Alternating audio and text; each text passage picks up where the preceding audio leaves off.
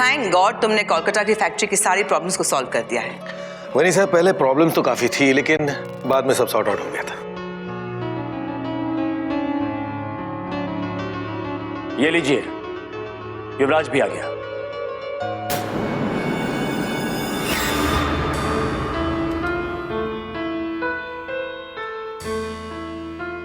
बेटा आ गए तुम? तुम्हारा इंतजार हो रहा था।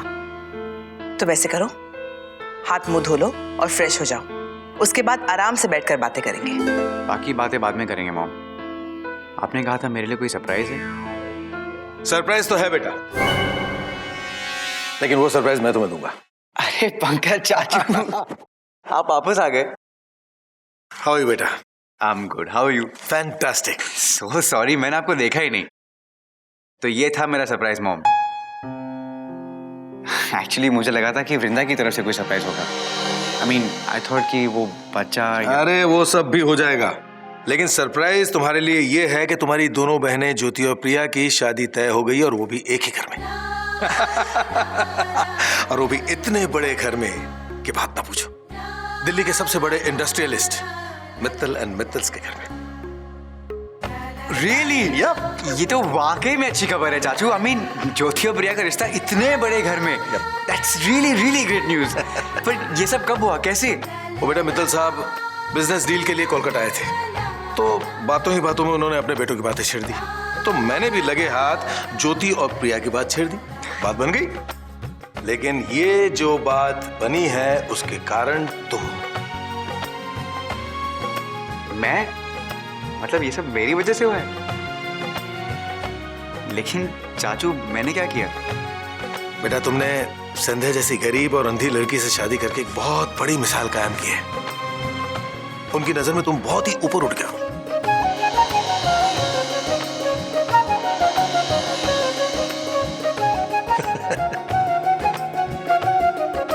देखा माँ, वृंदा हमारे कितने काम आ रही है। और ये टीके चाचू है कि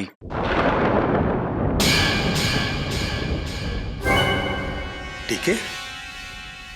क्या किया टीके ने? टीके? कोई प्रॉब्लम? अरे नहीं भाई साहब, ऐसी कोई बात नहीं है। युवराज, पंकज भाई साहब अभी अभी आए हैं और तुमने आते आते ही।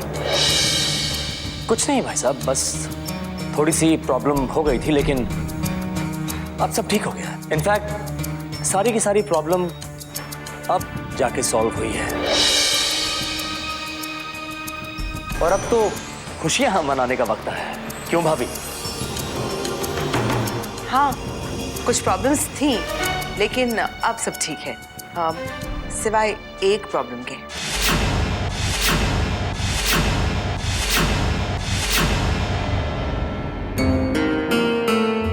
क्या टेंशन हुई साहब? वो दरअसल जब सरला ने मुझे प्रिया और ज्योति के रिश्ते के बारे में बताया, तो मैंने गुरुजी को फोन किया शादी की डेट्स के बारे में पता करने के लिए। उन्होंने मुझे बताया कि सबसे अच्छा मुहूर्त 5 दिनों के बाद है, और उसके बाद अगला अच्छा मुहूर्त 6 महीनों के बाद है। उसके बीच में कोई दूसरा मुहूर्त है ही नहीं। इसलिए हमें बेटियों की शादी की तैयारियां इन अगले 5 दिनों में ही करनी होगी। लेकिन 5 दिनों में ये सब तैयारियां कैसे होंगी? क्यों नहीं होगी? हो जाएगा, सब कुछ हो जाएगा। मुझे नहीं लगता कि हमें इतना अच्छा रिश्ता हाथ से जाने देना चाहिए। आप कम से कम उनसे बात करके तो देखिए, वो मान जाएंगे। उनसे कह देना कि कोई कमी नहीं रहेगी तैयारियों में। हम उन्हें बिल्कुल भी शिकायत का मौका नहीं देंगे, है ना बहिनी साहब? 6 महीने तक वेट करना तो मुझे भी ठीक नहीं लग रहा, क्योंकि 6 महीने में अगर उन्हें वृंदा के बारे में सब कुछ पता चल गया तो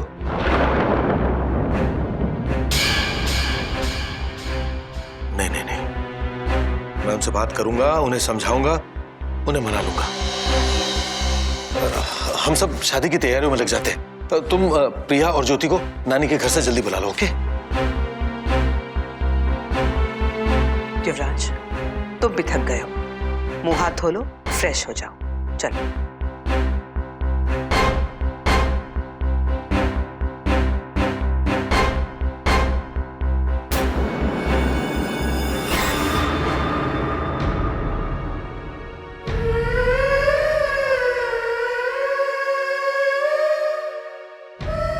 मेरी बेटियों की शादी है, अपने सारे अरमान पूरे करने के लिए मैं तो 6 महीने और इंतजार कर लेती, लेकिन इस संध्या को भी तो घर से निकालना है। इसे कौन रहने देगा 6 महीने इस घर में?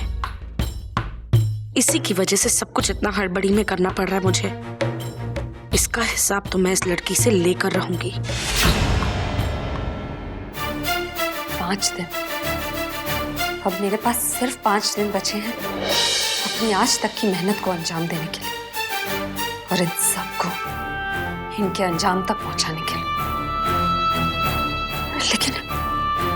लेकिन अब मेरे लिए कुछ भी आसान नहीं रह गया है, क्योंकि युवराज और पंकज अंकल को छोड़कर बाकी सब मेरी असलियत और मकसद दोनों जान चुके। और सबसे बड़ी बात है, मुझे इस बात का खास ख्याल रखना होगा कि मेरे बदले की वजह से ज्योति और प्रिया की शादी में किसी भी तरह की कोई भी रुकावट नहीं आनी चाहिए, क्योंकि मेरे साथ जो कुछ भी हुआ उसमें उन दोनों का कोई कसूर नहीं। इसलिए कुछ ऐसा करना होगा ताकि दोनों की खुशियों पर आंच भी ना आए और इन गुनहगारों के कर्मों का हिसाब भी हो जाए।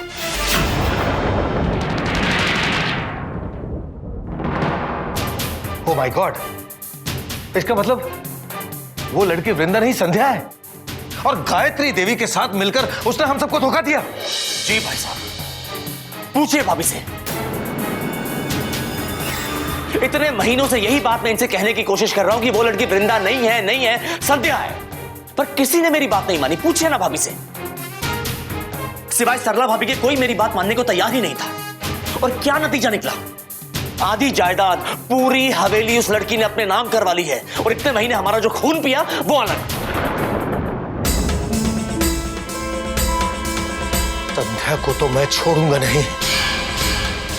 इतना बड़ा धोखा किया उसने हमारे साथ, उसे एक पल भी इस घर में नहीं रहने दूंगा मैं। मेरी बेटियों की शादी टूटती है तो टूट जाए, लेकिन अब वो इस घर में एक पल भी नहीं रहेगी, एक पल भी नहीं। अभी जाकर उसे घर से बाहर फेंकता हूं मैं। रुको पंकज, जल्दबाजी और गुस्से में कोई कदम उठाना ठीक नहीं होगा। इस लड़की को तो हम सबक सिखाएंगे ही, लेकिन प्रिया और ज्योति की खुशियों को क्यों बर्बाद करें हम?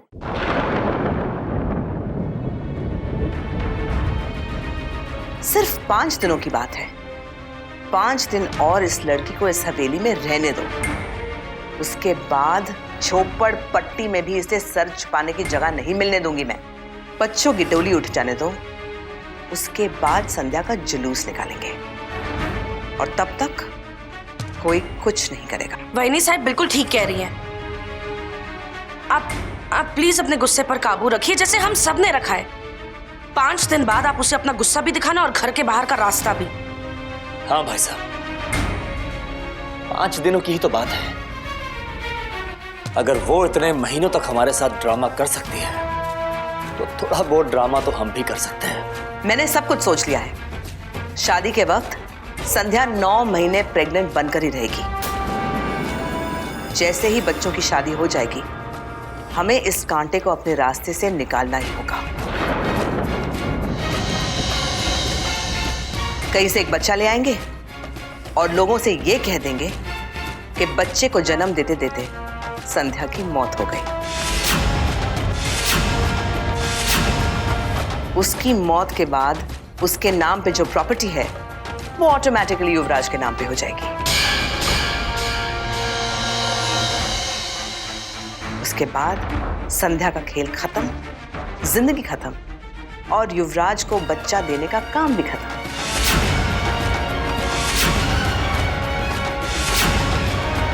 पांच दिनों में तो एक दिन खत्म हो गया ही समझो। अब सिर्फ 4 दिन बचे तैयारियों के लिए। मैं शादी में कोई कसर नहीं छोड़ना चाहती। भाभी ठीक कह रही है भाई साहब। इन 5 दिनों में शादी में भी कोई कसर नहीं रहेगी और इस लड़की की बर्बादी में भी। जी जी जी, नहीं नहीं, अरे बस यूं ही चट मंगनी और पट ब्याह वाला मामला हो गया।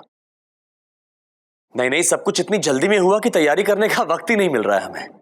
इसीलिए सिर्फ कुछ खास खास लोगों को ही न्योता दिया जा रहा है। और आपको यह बताने की जरूरत नहीं है कि सबसे खास आप हैं। इसीलिए भाभी जी बच्चों के साथ आपको शादी में आना है, ठीक है? नमस्ते।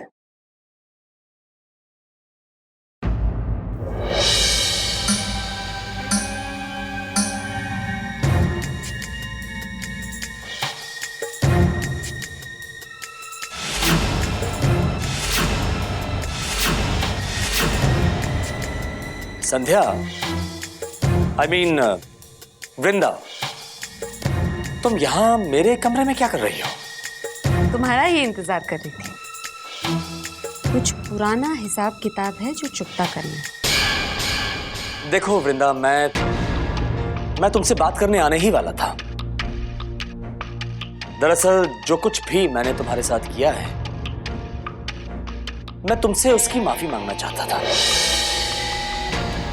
और तुम्हें ये प्रॉमिस देना चाहता था कि आज के बाद मैं तुम पे कभी कोई इल्जाम नहीं लगाऊंगा।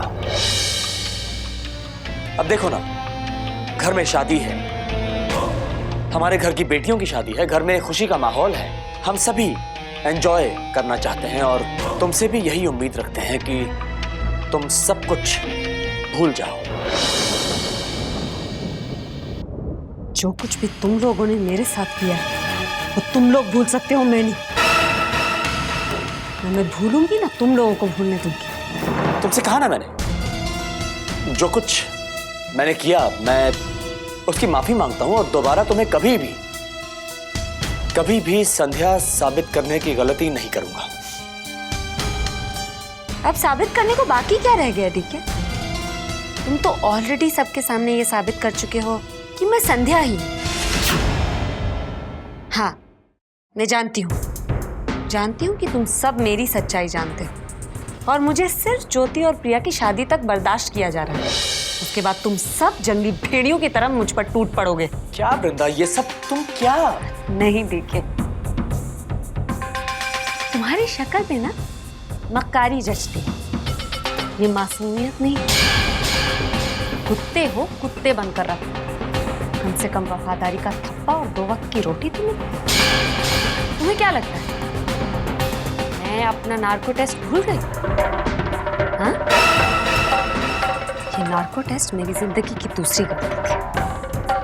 पहली गलती थी तुम्हारे उस अधूरे युवराज से शादी करने की।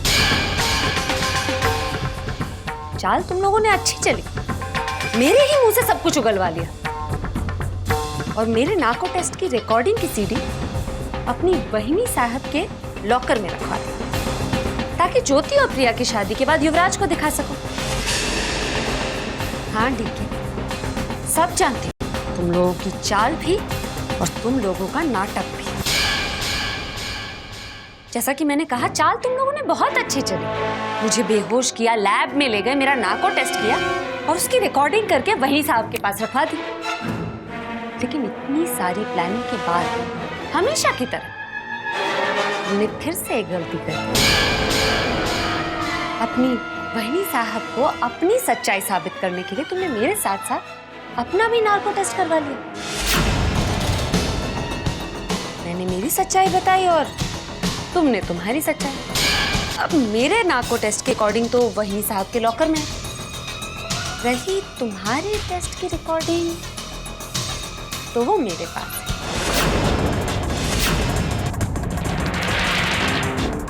क्या हुआ? तुम्हें याद नहीं है तुमने नार्को टेस्ट में क्या क्या बताया? तुम बकवास कर रही हो। ऐसा नहीं हो सकता, ऐसा नहीं हो सकता। क्यों नहीं हो सकता डीके? अगर वो डॉक्टर तुम्हें रिकॉर्डिंग की सीडी दे सकता है तो फिर कुछ और पैसों के लिए तुम्हारे टेस्ट की रिकॉर्डिंग की सीडी मुझे नहीं दे सकता? चलो अब तुम मुझे संध्या साबित करो, मैं तुम्हें कातिल साबित करूंगी। मैं अपने ससुराल से बाहर जाऊंगी और तुम अपने ससुराल के अंदर। अरे क्या हुआ, यकीन नहीं आ रहा? एक मिनट।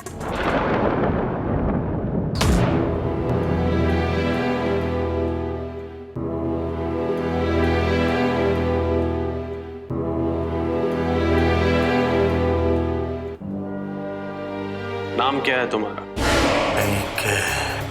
कभी किसी को जान से मारा? हाँ। किसको? संध्या के बाबा को, नीरज को। संध्या के बाबा को कैसे मारा? मुंह दबाकर। और नीरज, उसको कैसे मारा तुमने? खाई में फेंक दिया।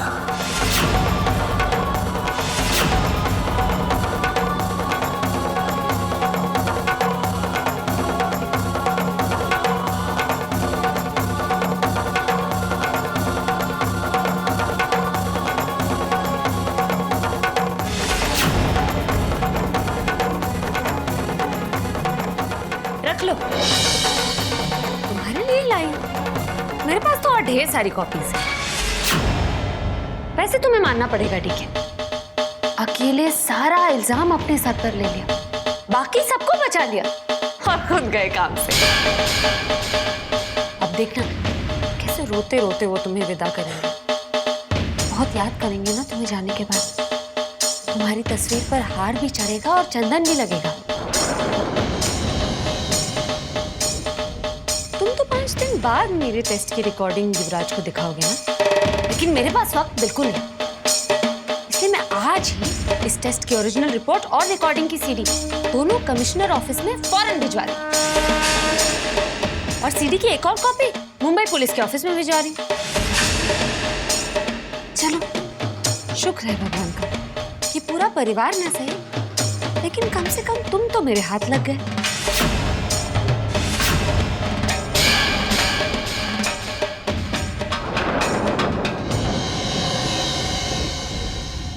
संध्या, संध्या प्लीज प्लीज, मैं तुम्हारे पैर पड़ता हूं,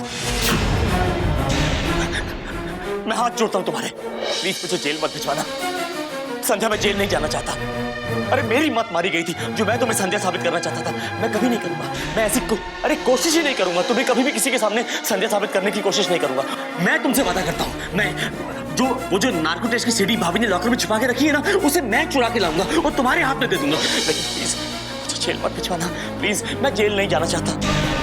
कैसी किस्मत है ना तुम्हारी दीदी, जिन हाथों से तुम मेरा गला दबाना चाहते हो, वही हाथ हमेशा मेरे सामने जोड़ने पड़ते हैं।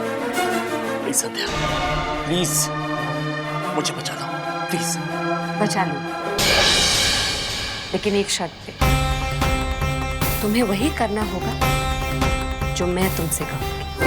हाँ ठीक है, मैं करूंगा ना, मैं सब करूंगा। तुम्हारा सबसे पहला काम है कि बाकी की आधी जायदाद मेरे नाम करवाने में तुम मेरी मदद करोगे।